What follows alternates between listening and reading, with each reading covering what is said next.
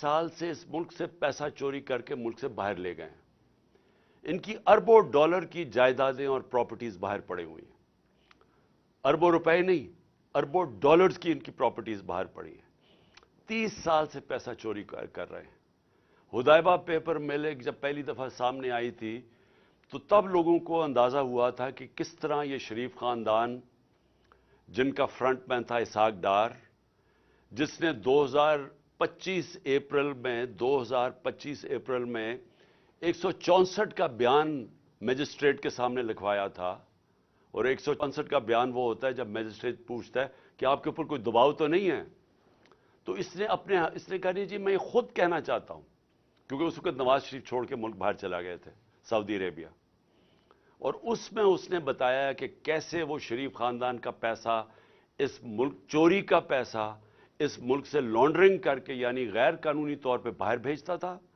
और फिर कैसे उधर वहां एक कोई काजी फैमिली थी, उनका नाम भी, बैंक अकाउंट्स बताए, और वो फिर कैसे इस पैसे को वापस पाकिस्तान रेमिटेंसेस के नाम पे भेजते थे और वो फिर शरीफ खानदान में चला जाता था। तो ये तो पैसा जो पाकिस्तान आ जाता था। जो पैसा पाकिस्तान नहीं आता था उससे फिर बड़े बड़े मेफेयर में अपार्टमेंट्स भी लिए गए, फिर हाइड पार्क में भी लिया गए, फिर ऑफशोर अकाउंट्स भी बनाए गए। तो ये आज से 30 साल पहले से गेम चल रही है। और इस मुल्क का पैसा चोरी किया, हुंडी हवाले से बाहर भेजा, जिस पैसे की जरूरत पड़ी वो पाकिस्तान मंगवा लिया।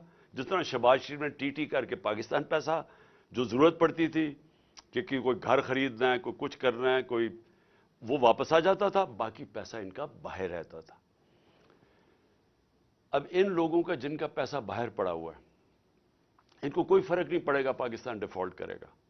अगर हमारा रुपया गिरेगा तो इनका तो डॉलर में पैसा पड़ा हुआ है, इनको तो फायदा है। इसलिए इनको कोई फिक्र नहीं है जिधर पाकिस्तान जा रहा है।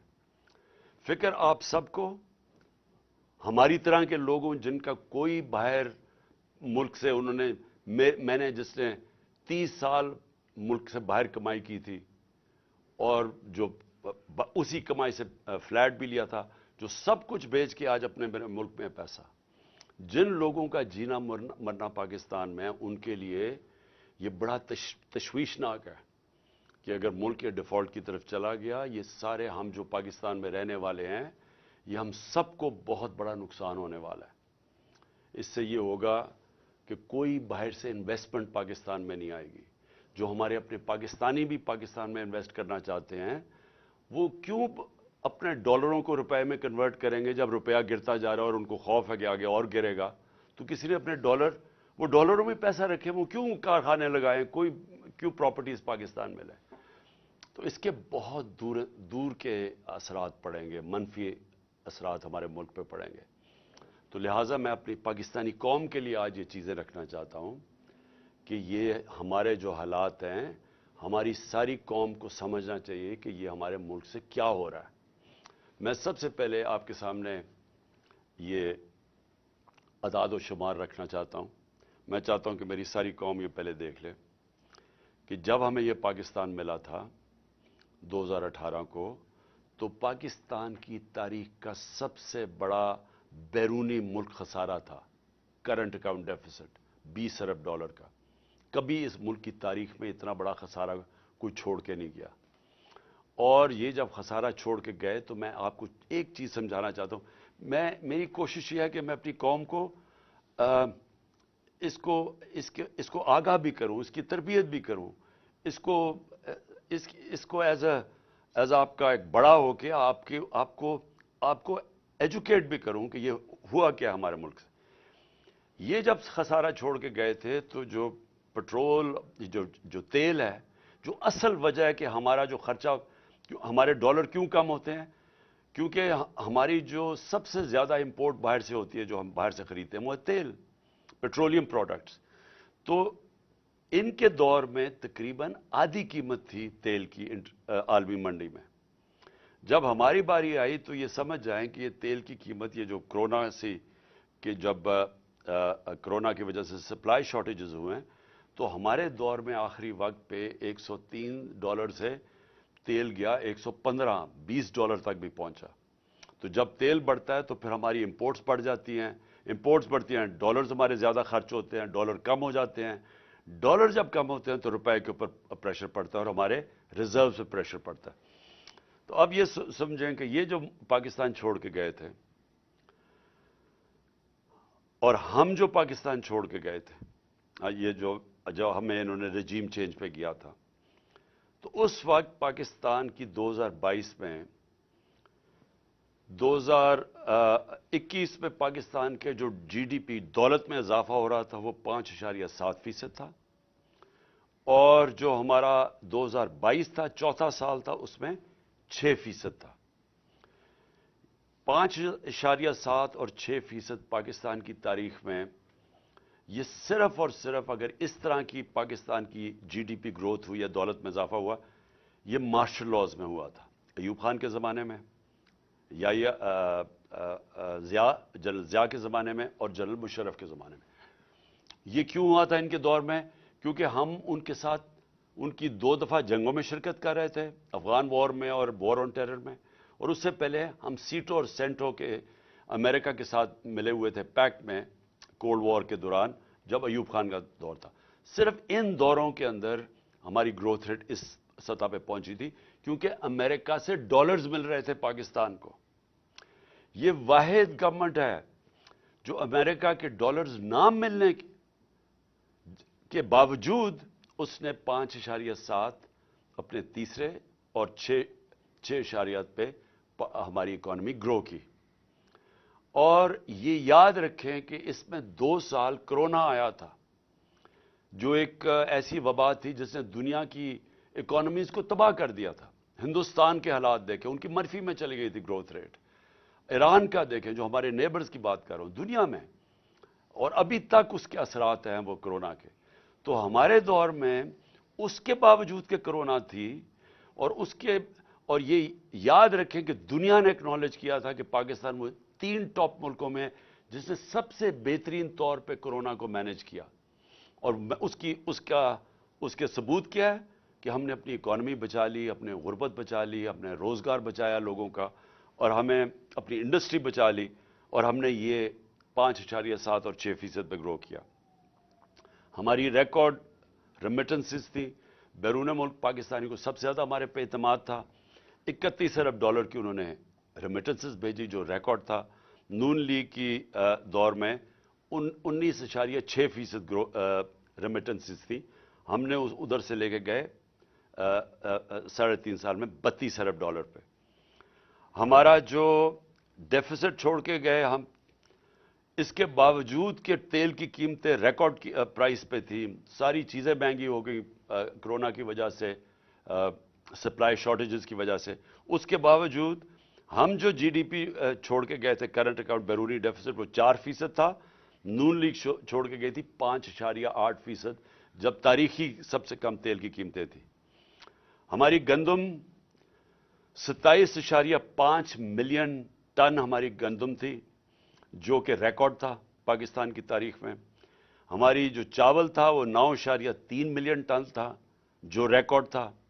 ہمارا جو مکئی تھی وہ 9.6 ملین ٹن تھی, وہ ریکارڈ تھی. اور ہماری آخری سال میں جو گنا تھا وہ تقریباً 90 ملین ٹن تھا جو کہ ریکارڈ تھا.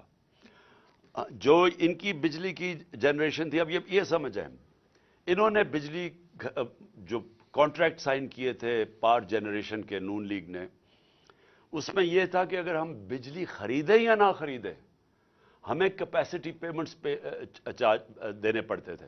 یعنی ایک بجلی گھر کو جو انہوں نے جب ان کو کانٹریکٹ دے دیا, انہوں نے جو سیٹ اپ کیے, اس میں سے اگر پاکستان بجلی خریدے یا نہ خریدے پیسے پورے دینے پڑتے تھے جس کو کیپیسٹی پیمنٹس کہتے ہیں. تو اس کے لیے اگر آپ جب تک ہم بجلی, اور انہوں نے اتنے زیادہ بنا دیے, کیپیسٹی اتنی زیادہ کر دی, ہمارے پاس ملک کے پاس طور طریقہ ہی نہیں تھا وہ بجلی استعمال کرنے کا, ہمارے میں کیپیسٹی نہیں تھی, پیسے ہم پھر بھی ان کو دے رہے تھے. تو اس کا مطلب بجلی کی کنزمپشن بڑھائی جائے تاکہ ہم کم از کم ہمارے پاس آمدنی آئے وہ ان کو پیسے دینے کی. تو انہوں نے 80 ملین یونٹس ان کے دور میں تھے, ہم اس کو لے کے گئے 116 ملین یونٹس پہ اپنے دور میں، بلین ڈالر، بلین یونٹس میں، مطلب ارب یونٹ، 116 ارب یونٹس میں۔ انہوں نے کوئی اپنی اس دور میں ڈیم نہیں بنائی۔ ہم نے 6 ڈیمز کا شروع کیا، جس میں 2 بڑی ڈیمز تھی، یہ 50 سال کے بعد ہم نے شروع کیا۔ ہم نے ہیلتھ کارڈ کیا، جو دنیا اکنالج کرتی ہے کہ ایک لانسٹ میگزین ہے جو دنیا کی سب سے بڑی ہیلتھ ایشوز کے اوپر میگزین آتی ہے، جو سب سے ریسپیکٹڈ ہے، اس میں انہوں نے ہماری تعریف کی کہ جو پاکستان ہیلتھ کارڈ لے کے آیا ہے، یہ ہمارے سے بڑے امیر ملکوں کے اندر بھی اس طرح کی لوگوں کے لیے، عوام کے لیے ہیلتھ انشورنس نہیں تھی جو ہم لے کے آئے۔ ہمارا جو اساس پروگرام تھا وہ انٹرنیشنلی اکنالج ہوا۔ وہ جو کارنل یونیورسٹی تھی، انہوں نے اسٹینفورڈ یونیورسٹی کی ریسرچ نے کہا کہ پاکستان ایک فلاحی ریاست کی طرف جا رہا ہے، جو ہمارا اساس پروگرام تھا۔ اور ہماری جو بلین ٹری سونامی تھی، جو ہم درخت لگانے کی کیمپین شروع کی ہوئی تھی، یہ انٹرنیشنلی اکنالج کیا گیا۔ یہ بورس جانسن، برطانیہ کے پرائم منسٹر، میرا نام لے کے یونائٹڈ نیشنز میں تعریف کی کہ پاکستان ایک باقی ملکوں سے آگے نکلا ہوا ہے یہ موسم کی تبدیلی کی فائٹ کے اگینسٹ۔ اور اب میں آتا ہوں کہ ہوا کیا پاکستان سے۔ میں جو یہ آج میری پریس کانفرنس ہے، اس کا مقصد یہ ہے کہ رجیم چینج ہوا۔ یہ جب میں آپ کو اعداد و شمار دے رہا ہوں، یہ پاکستان کی جو اکنامک سروے آف پاکستان ہے، اس میں یہ شائع ہوئے ہیں، اور میں یہ پھر سے کہوں کہ یہ اس حکومت نے شائع کیے ہیں، یہ ہمارے دور کی اکنامک سروے میں شائع نہیں ہوئے۔ تو یہ جو میں آپ کو دے رہا ہوں اعداد و شمار، یہ ہمارے ہر سال کی جو اکنامک سروے نکلتی ہے اس میں سے میں آپ کو فگرز دے رہا ہوں۔ اب دیکھیں ہوا کیا، ووٹ آف نو کانفیڈنس آ گئی۔ جس دن ووٹ آف نو کانفیڈنس آئی تو 178 روپے کا ڈالر تھا۔ آج اوپن مارکیٹ کے اندر 250 روپے کا ڈالر نہیں مل رہا۔ آج آفیشل ریٹ ہے 224 روپے ڈالر کی۔ 250 روپے کے اندر ڈالر آج پاکستان میں نہیں مل رہا۔ جو بڑی امپورٹنٹ چیز آپ کے لیے سمجھیے، لارج سکیل مینوفیکچرنگ انڈسٹری۔ ملک کی دولت کے اندر اضافہ کیسے ہوتا ہے؟ جب آپ کی انڈسٹری بڑھے۔ انڈسٹری بڑھتی ہے، روزگار ملتا ہے، آپ کے پاس چیزیں آتی ہیں لوگوں کو بیچنے کے لیے، ایکسپورٹ کرنے کے لیے۔ تو یہ ایک بیسک چیز ہوتی ہے جس سے ایک ملک کی دولت میں اضافہ ہوتا ہے، ویلتھ کریشن ہوتی ہے۔ ہمارا جو آخری مارچ کا مہینہ تھا، 27% پاکستان کی لارج سکیل مینوفیکچرنگ میں گروتھ ہوئی، اس میں اضافہ ہوا۔ اور یہ کتنے سالوں کے بعد پاکستان کی انڈسٹری اسی طرح ریوائیو ہوئی۔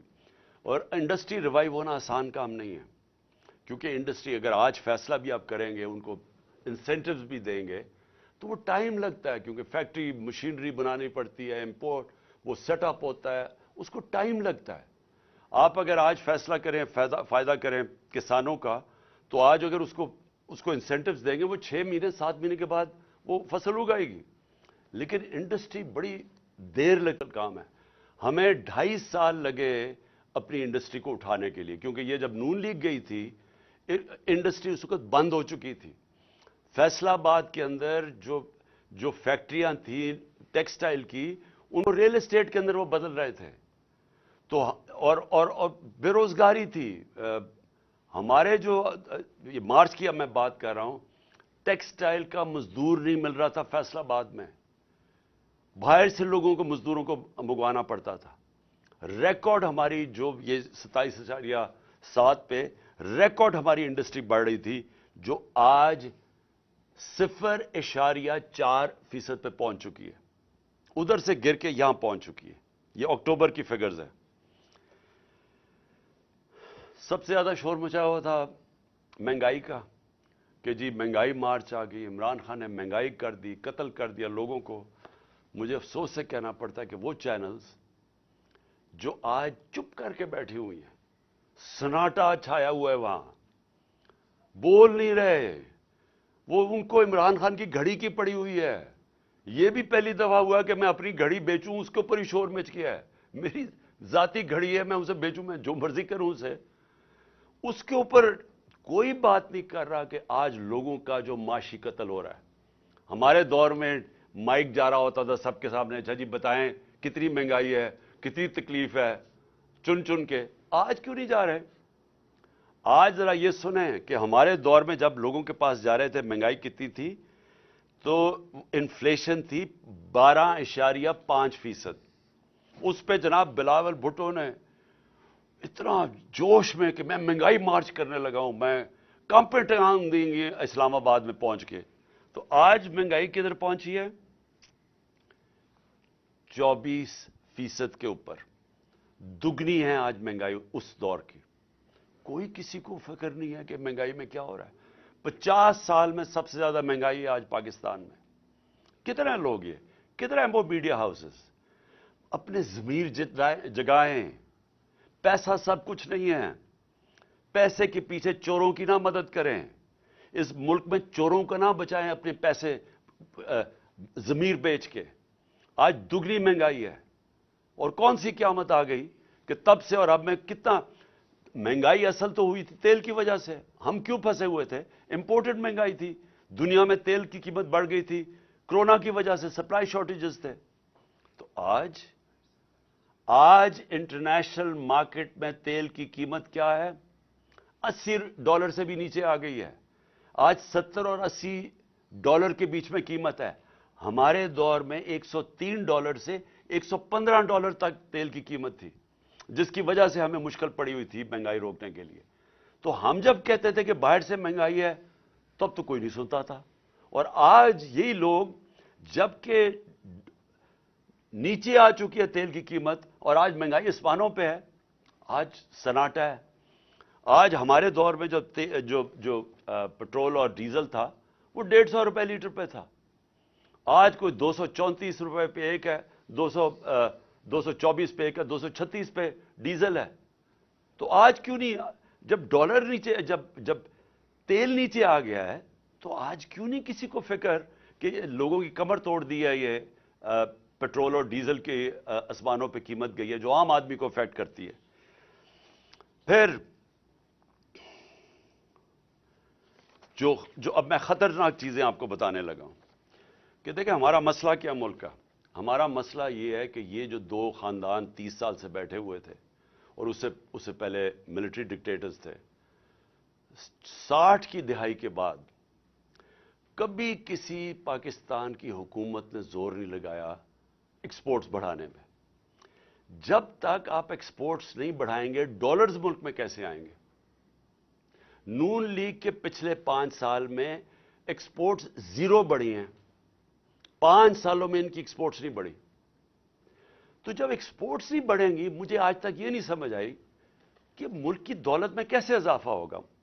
کیسے ایشیا ٹائیگر بنا دیں گے تو لاہور کو پیرس میں بنا دیں گے. جب تک آپ کی ایکسپورٹس نہیں بڑھیں گی وہ ملک کبھی بھی وہ ترقی نہیں کر سکتا, اس کی دولت میں اضافہ نہیں ہو سکتا. چائنا جو آج ایک اکنامک سپر پاور ہے, انہوں نے اپنی ایکسپورٹس, آج ان کی پتہ نہیں $2,000 ارب کی ایکسپورٹس ہیں. ہماری آج ایکسپورٹ جب ہمیں ملا تھا پاکستان تو $24 ارب کی ایکسپورٹس تھی 22 کروڑ پاکستانیوں کی, اور ہمیں فخر ہے کہ ہم اس کو لے گئے $33 ارب پہ, کیونکہ وہ بھی بڑا زور لگا کے, کیونکہ کرونا تھا. کرونا کی وجہ سے دنیا بند ہوئی تھی, 2 سال تو چائنا بند رہا ہے, تو اس کے باوجود ہم $33 ارب. تو ایکسپورٹس کے اوپر کبھی کسی نے زور لگایا نہیں ہے. تو آج پاکستان کے اندر جو خوفناک بات کیا ہے کہ ہماری ایکسپورٹس گرنی شروع ہو گئی ہے.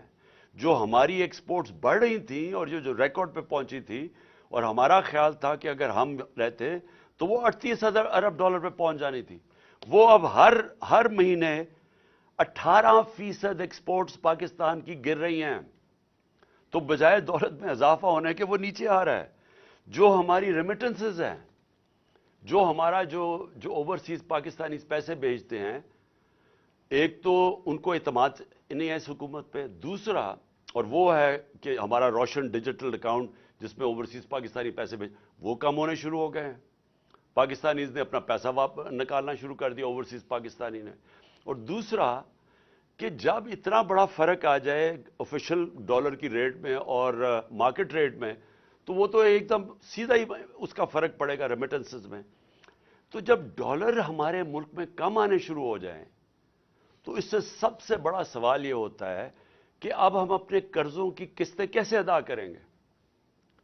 اگر ہم جو کوشش پوری پالیسی تھی کہ ڈالرز ہمارے بڑھیں، ریمیٹنسز بھی آئیں اور ایکسپورٹس ہماری بڑھیں جو بڑھ رہی تھی، اور پھر ہماری کوشش یہ تھی کہ آئی ٹی کی ایکسپورٹس بڑھائیں جو 75% ہم نے بڑھائی تھی، جو فیوچر ٹیکنالوجی کا ہے، اور اس کے علاوہ جو انویسٹمنٹ لے کے آنی تھی، جو ہم نے اسپیشل اکنامک زونز بنائے ہوئے تھے جدھر سے ہم نے انویسٹمنٹ لے کے آنی تھی، اور چائنا سے ہماری بڑی آگے بات چل چکی تھی.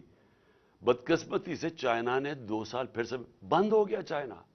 تو جو وہ چائنا آنا جانا ہی ناممکن ہو گیا، ان کی جو کوارنٹین لاز ایسے تھے. تو جو ہم نے ان سے اپنی اسپیشل اکنامک زونز میں انویسٹمنٹ کروانی تھی، اس سے بھی ہمارے ڈالر کی انٹیک بڑھانی تھی. تو اب نہ انویسٹمنٹ آ رہی ہے، ایکسپورٹس ہماری نیچے جا رہی ہیں، ریمیٹنسز ہماری نیچے جا رہی ہیں، ڈالرز ہمارے کم ہو رہے ہیں، قرضے ہمارے بڑھتے جا رہے ہیں. تو کس نے ادا کرنی ہے؟ آج جدھر پاکستان کھڑا ہے، ہم یہ کیسے قسطیں ادا کریں گے؟ اور یہ میں پھر سے اسی پہ آ گیا ہوں کہ مجھے آج کیوں خطرہ ہے، کیوں ہماری طرح کے لوگوں کو خطرہ ہے اور فکر پڑی ہوئی ہے، اور کیوں ان کو نہیں فکر. میں سب سے پوچھتا ہوں، اپنی اسٹیبلشمنٹ سے پوچھتا ہوں، اپنے ہر طبقے کے پاکستانی سے پوچھتا ہوں کہ کیا آپ کو فکر نہیں ہے کہ اب پاکستان کدھر جا رہا ہے؟ میں جب الیکشنز کی بات کرتا ہوں، میں الیکشنز کی اپنی ذات کے لیے نہیں بات کر رہا، میں تحریک انصاف کے لیے نہیں بات کر رہا. تحریک انصاف نے تو جب بھی یہ الیکشن کروائیں گے انشاءاللہ، جس طرح کی پبلک سپورٹ ہے آج پی ٹی آئی کی، پاکستان کی تاریخ میں کسی پولیٹیکل پارٹی کی نہیں تھی. چاروں صوبوں میں پارٹی پھیلی ہوئی، باقی تو 2 پارٹیز رہ گئی ہیں، چھوٹی چھوٹی پارٹیز، صوبائی پارٹیز بن گئی ہیں. تو انہوں نے تو جب بھی الیکشنز ہو ہم نے جیتنا ہے. تو ہمیں یہ نہیں فکر کہ اگر الیکشن ٹائم پہ ہوں گے تو ہمیں کوئی فرق پڑ جائے گا. مجھے خوف آ رہا ہے کہ جتنی دیر اب یہ گورنمنٹ چلے گی، اس ملک کا جو معاشی بحران ہے وہ بڑھتا جائے گا. اور وہ کیوں بڑھے گا؟ کیونکہ جب تک ملک میں پولیٹیکل سٹیبلٹی نہیں آتی، سیاسی طور پہ ملک میں استحکام نہیں آتا، تو معاشی طور پہ تو استحکام آ ہی نہیں سکتا. ساری دنیا کی کامن سینس ہے کہ معیشت تب ترقی کرتی ہے جب سرٹنٹی ہوتی ہے، جب استحکام ہوتا ہے. میں اگر آج بزنس مین ہوں، میں آج ایک انویسٹر ہوں، میں تو تب پیسہ لگاؤں گا جب مجھے پتا چلے گا کہ یہ 4-5 سال کی حکومت چل رہی ہے، اور میرا آج اگر پیسہ لگاؤں گا تو 2-3 سال کے بعد جب مجھے اس کا نفع آنا شروع ہوگا. مجھے جب یہی نہیں پتا کہ 6 مہینے میں کیا ہوگا اور اگلے 8 مہینے میں کیا ہوگا، کون پیسہ لگانے لگا ہے؟ اوپر سے پاکستان کی، جس طرح میں نے کہا، جب کریڈٹ ریٹنگ ہی گر گئی ہے، جب پاکستان کے رسک ڈیفالٹ اتنی 100% تک پہنچ چکی ہے، تو کسی نے پیسہ ہی نہیں دینا. نہ کسی کمرشل بینک نے پیسہ دینا ہے، نہ کسی انویسٹر نے آنا ہے. تو یہ تو ان کے پاس تو اب کوئی روڈ میپ ہی نہیں ہے.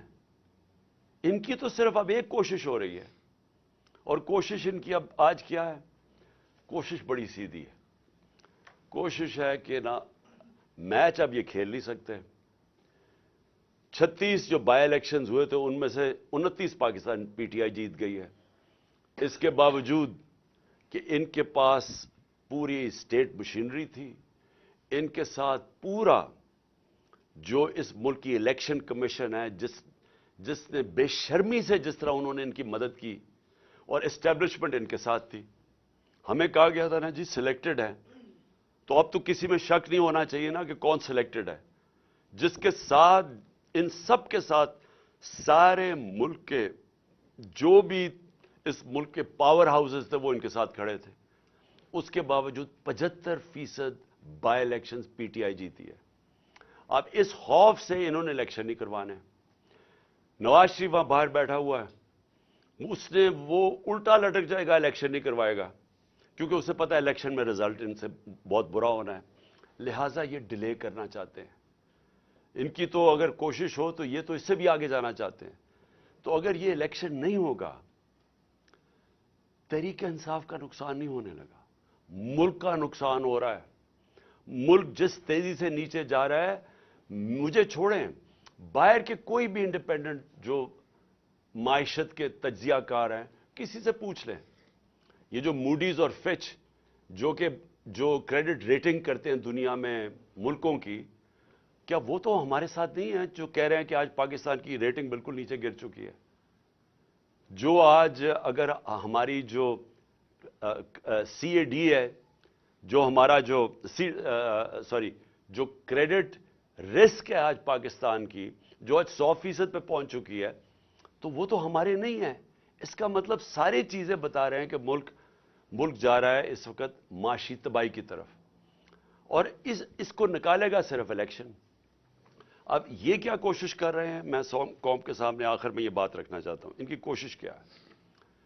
इनकी नंबर 1 कोशिश ये है कि इनके सारे करप्शन के केसेस खत्म हो। मुझे बड़े अफसोस से कहना पड़ता है कि इनको NRO 2 दिया गया, और जिसने दिया हम सब जानते हैं किसने इनको NRO 2 दिया। NRO 1 जनरल मुशर्रफ ने दिया, NRO 2 इधर जो मुल्क का ताकत में था उसने दिया।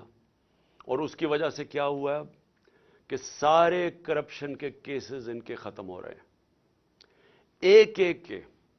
और वो करप्शन केसेस जो इनके दौर में बने हुए थे, ये केसेस हमारे दौर में नहीं। स्वाय शहबाज शरीफ के केसेस, जो FI का केस था, और जो वो TT का केस, 24 अरब के जो इस खानदान पे केसेस थे, बाकी सारे केसेस इनके पुराने केसेस थे। सारे केसेस बारी बारी माफ हो रहे हैं। इन्होंने NRO 2 अपने आप को, NRO 2 जो कि असेंबली के अंदर कानून पास करके जो NAP में तरमीम की है, अब ये सब बच जाएंगे। और यही मकसद इनका आने का था। मुल्क का फिर से इनको कोई फिक्र नहीं है कि उनके पैसे बाहर पड़े हैं, तो इनको करप्शन के अपने केसेस माफ करवाएंगे एक एक करके। हर रोज हम देखते हैं कि कभी वो पहले मरियम बच गई, फिर उसके बाद वो इसहाक डार आया, वो ड्राई क्लीन हो गया। उसके बाद अब ये राना सनाउल्लाह को भी उन्होंने फैसला किया कि जी ये तो बिल्कुल ही साफ और शफाफ हो गया। और फिर अब सलमान शहबाज साहब लंदन से वापस आ रहे हैं, जो कि मफरूर था। किस चीज़ पे मफरूर था? क्योंकि ये इसकी कंपनी थी रमज़ान का, ये डायरेक्टली उसका CEO या डायरेक्टर था। 16 अरब रुपए के इन्होंने नौकरों के नाम पे पैसा लिया और इनकी फैमिली में डिस्ट्रीब्यूट हुआ। कोई भी दुनिया में इस केस में नहीं बच सकता था, और वो इसलिए एकदम जब उसे पता चला वो बाहर भाग गया। और अब वो वापस आ गया है क्योंकि वो भी ड्राई क्लीन होगा। 4 गवाह मर चुके हैं जैसी इनकी हुकूमत आई। 4 गवाह उस केस में, मकसूद चपरासी वाले केस में मर चुके हैं। मकसूद चपरासी भी बेचारा मर चुका है, डॉक्टर रिजवान भी मर चुके हैं जो इन्वेस्टिगेटर थे। तो उधर से भी पाक हो जाएंगे अब, इसलिए वो वापस आ गया है।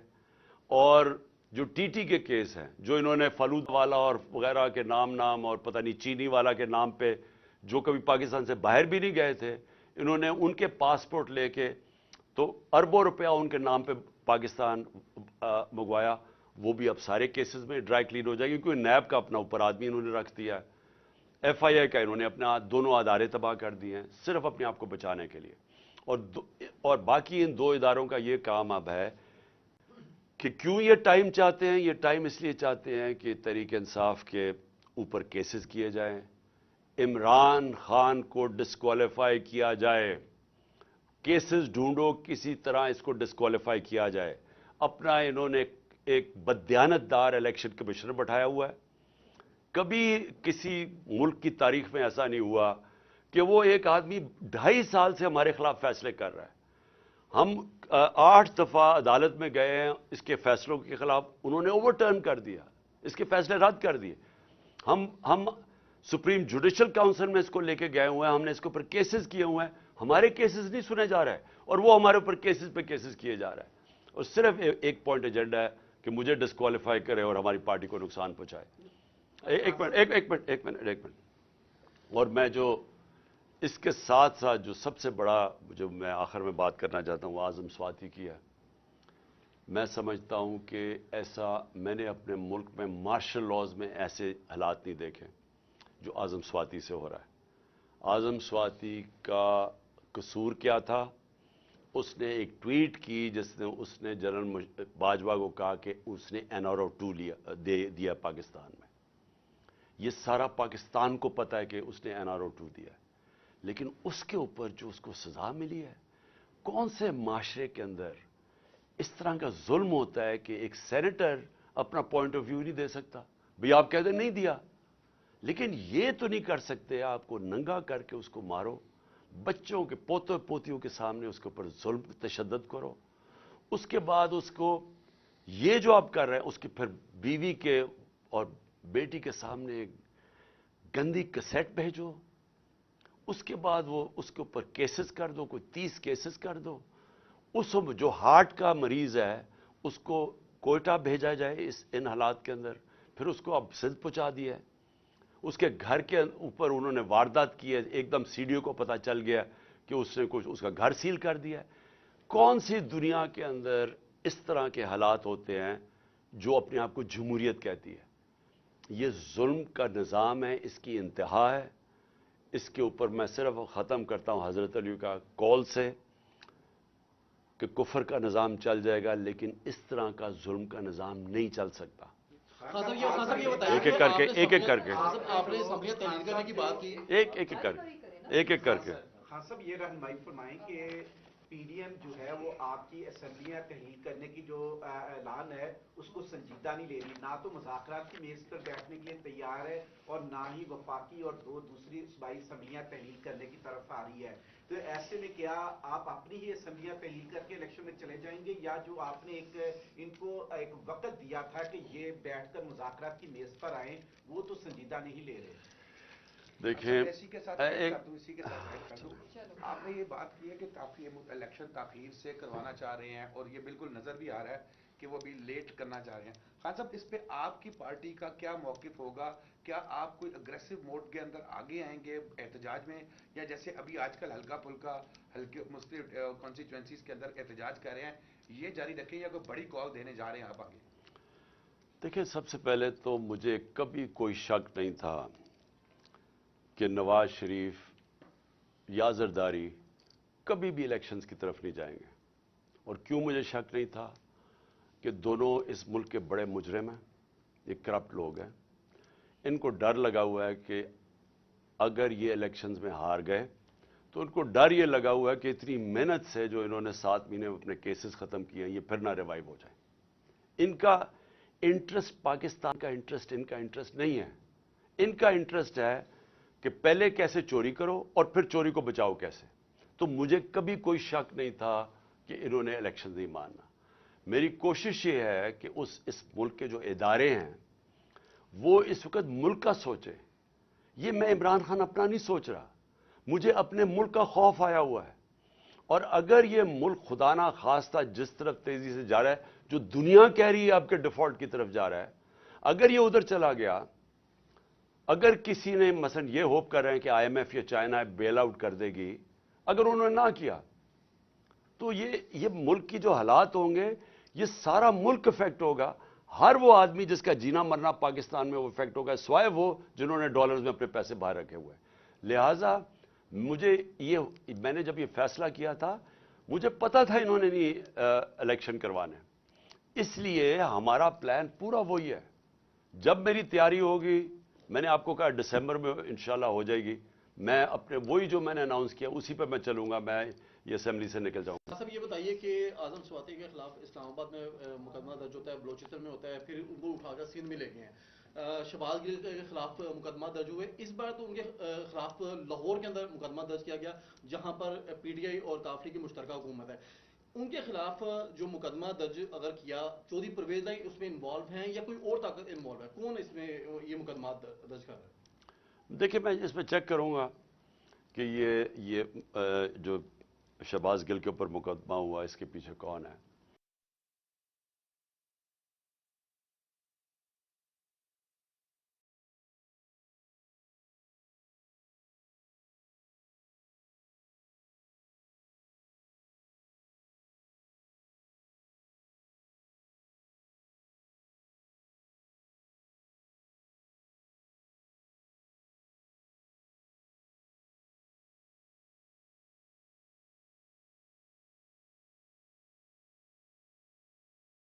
रिस्पेक्ट करते थे, उन मीडिया के लोगों के साथ क्या हुआ, अरशद शरीफ के साथ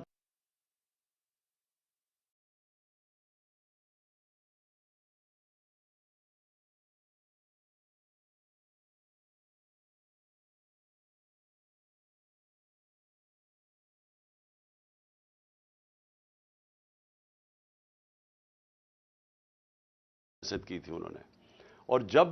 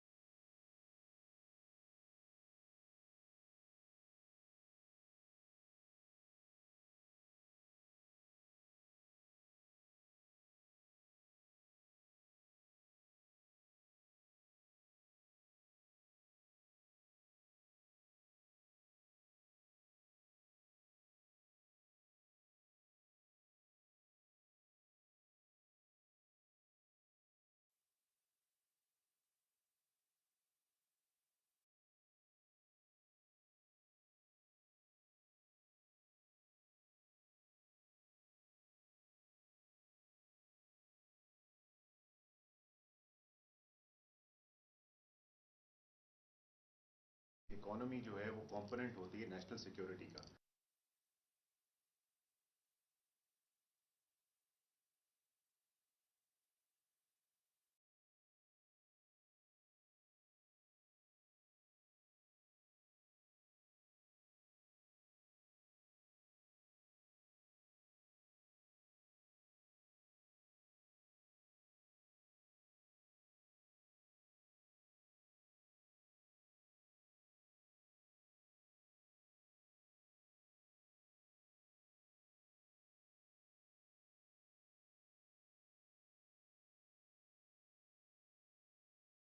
लेकिन अगर सिर्फ मिलिट्री सिक्योरिटी बचाती तो सोवियत यूनियन को बचा लेना चाहिए था, लेकिन क्योंकि उनकी इकोनॉमी कोलैप्स की, उनकी मुल्क ही टूट गया। तो ये उन्हें अपने नेशनल सिक्योरिटी काउंसिल में बड़ा मिसाल दी हुई है इसकी। लिहाजा इस वक्त बड़ा ज़रूरी है, मैं इसलिए उम्मीद लगा के बैठा हूँ नए सेटअप से, कि जब आपकी मुल्क नीचे जा रहा है और सबको नज़र आ रहा है नीचे जा रहा है, किसी माशियत के एक्सपर्ट से आज पूछ लें, वो सारे यही कहेंगे कि आगे उनको बहुत ज़रूरी है कि हमारे जो नेशनल सिक्योरिटी के इदारे हैं वो देखें क्या हो रहा है। अच्छा खान साहब, ये बताएं कि इलेक्शन कमीशन में आपके खिलाफ मुख्तलिफ केसेस चल रहे हैं, अगर किसी केस में आपको नाहिल किया जाता है जिसका आप खुद भी, दूसरा आपकी जो इत्तेहादी जमात है पंजाब में खसूसन, वो असम्बलियाँ तोड़ने के मामले पर कुछ तजब्जुब का शिकार दिखाई देती है, तो किस तरह तोड़ पाएंगे? देखिए, हमारे साथ पूरी तरह, मैं आपको वाज़ेह कर दूं, हाँ मौक़िफ़ मुख्तलिफ होता है, उनका अपना मौक़िफ़ है कि वो समझते हैं शायद आगे जाना चाहिए, यानी थोड़ी और देर चलना चाहिए उनको, और वो सिर्फ इसलिए कह रहे हैं कि अगर नून लीग यानी अगर केयर टेकर आ गई और केयर टेकर डिसाइड किया, इलेक्शन कमीशन है, इलेक्शन कमीशन तो इनका आदमी है, उसने बैठा के इनके लोग बैठा के ऊपर आईजी अपना रख के, तो उन्होंने हमारे पर फिर जुल्म करना शुरू कर देना है। उनका ये पॉइंट ठीक है, लेकिन उन्होंने मुझे पूरा इख्तियारात दिए हुए हैं कि जब भी मैं चाहूँगा कि असेंबली तोड़ना, उन पूरे मेरे साथ खड़े हैं उसके ऊपर, इसमें कोई शक नहीं है। आपका पहला सवाल था, इलेक्शन कमीशन अगर नाहिल करता है, इलेक्शन कमीशन मुझे नाहिल करता है अपना, और पाकिस्तान में ज़िल्लत कमाएगा, वो और जलील होगा पाकिस्तान में, क्योंकि लोगों को अभी कोई शक नहीं है कि इससे ज़्यादा बददियानतदार इलेक्शन कमीशन पाकिस्तान की तारीख में नहीं आया। हर फैसला इसका, बल्कि ये तो नून लीग का जिस तरह जाला नहीं होता उस तरह हमारे खिलाफ काम कर रहा है, लेकिन इससे कोई फर्क नहीं पड़ेगा। पाकिस्तान की कौम पहले ही तैयार बैठी हुई है, उनको सबको एक बाशऊर कौम है, वो वैसे ही इलेक्शन जिता देंगे। यानी अगर मैंने इलेक्शन चले मुझे नाअहल कर दिया, क्या होगा? पहले तो इलेक्शन कमीशन नाअहल कर ही नहीं सकती, उसके पास ये है ही नहीं, अथॉरिटी नहीं है। अगर वो कर भी देती है तो क्या पाकिस्तानी कौम किसी और को वोट दे देगी? अगर मैं ना भी पीटीआई का हेड हुआ तो क्या वो किसी और को वोट दे देगी? अच्छा खान साहब ये बताइएगा कि जैसे आपने कहा कि माइशत जो है वो किसी भी मुल्क की सलामती की फर्स्ट लाइन होती है, अगर खुदा न करे पाकिस्तान डिफॉल्ट करता है तो हमारे एटमी असास-ए-जात जो है वो कितने कंप्रोमाइज हो सकते हैं? देखिए, मैंने ये बात की थी 1 जून को, मेरे ऊपर इन्होंने कहा जी, और अभी भी समी इब्राहिम का इंटरव्यू है 1 जून का, इन्होंने कहा जी इमरान खान के ऊपर आर्टिकल 6 लगना चाहिए। मैं एक लीडर हूं, मैं अपने मुल्क को क्यों ना आगाह करूं कि ये जब चोर ऊपर बैठ गए हैं ये मुल्क किधर जा रहा है, और वो उधर के बेचारे गरीब लोग घुसे हुए उनको भी एनआरओ दे दो। उनकी तो छोटी छोटी चोरियां हैं, ये तो अरबों की चोरियां माफ हो देंगे इकोनॉमी, क्योंकि मैं तो 30 साल से इनको जानता हूं। मुझे तब बता देंगे कौन सा सिनेरियो दौर था जब इन्होंने हमारी इकोनॉमी को ठीक किया हो। इन्होंने अपने पैसे बनाते रहे, बांग्लादेश भी आगे निकल गया, हिंदुस्तान भी हमारे से आगे निकल गया इनके दौर में। तो इन्होंने अब क्या करना है? ये मैं आज आपको कह रहा हूं कि इनको जब पहला मौका मिला इन्होंने मुल्क छोड़ के फिर बाहर भाग जाना है। बस पंजाब और केपी की असेंबली होंगी या नहीं होंगी? मैं आपको दिसंबर की कहे, आपको दिसंबर तक हो जाएगा पता नहीं। आप बार-बार एक लास्ट क्वेश्चन मुतालबा करते हैं कि फौज जो है या एस्टेब्लिशमेंट वो मामलात को बीच में दाखिल हो, मुदाखलत करे, चीज़ों को सीधा करे, तो सर ये आइन में तो ऐसी कोई गुंजाइश मौजूद नहीं है? आइन में गुंजाइश थी कि आप मंडी लगाएं सिंध हाउस के अंदर और 20-20 करोड़ रुपया दे के लोगों को खरीद के चेंज करें। क्या आइन में इसकी गुंजाइश थी कि खुले आम आप चोरी के पैसे से चोरों को खरीद रहे हैं, अपने लोगों को खरीद रहे हैं और लोटा बना रहे हैं? कभी सुना ये बरतानिया के अंदर हुआ हो या कनाडा में हुआ हो या ऑस्ट्रेलिया में जिधर पार्लियामेंट्री डेमोक्रेसी है? वो आइन में कहाँ गुंजाइश है? ये तो आइन के अंदर क्या गुंजाइश है एनआरओ 2 की? मुझे बताएं, पब्लिक का पैसा चोरी हुआ है, पैसा गवर्नमेंट अवाम का पैसा चोरी हुआ है, एनआरओ उनको कैसे मिल गया? कहीं दुनिया के अंदर आपने सुना है कोई दुनिया का एक मुल्क है जिसके अंदर चोरों को एनआरओ मिल जाए? मुझे एक बताएं, बरतानिया में बताएं कभी किसी को एनआरओ मिला है? कभी ऑस्ट्रेलिया में मिला है? किसी महजब माशरे में मिला है? तो आइन तो इनको तब सूट करता है कि जब आप इनको फायदा हो तो आइन को याद आ जाता है, बाकी तो आइन की इन्होंने हमेशा धज्जियां उड़ाई है। Thank you ji.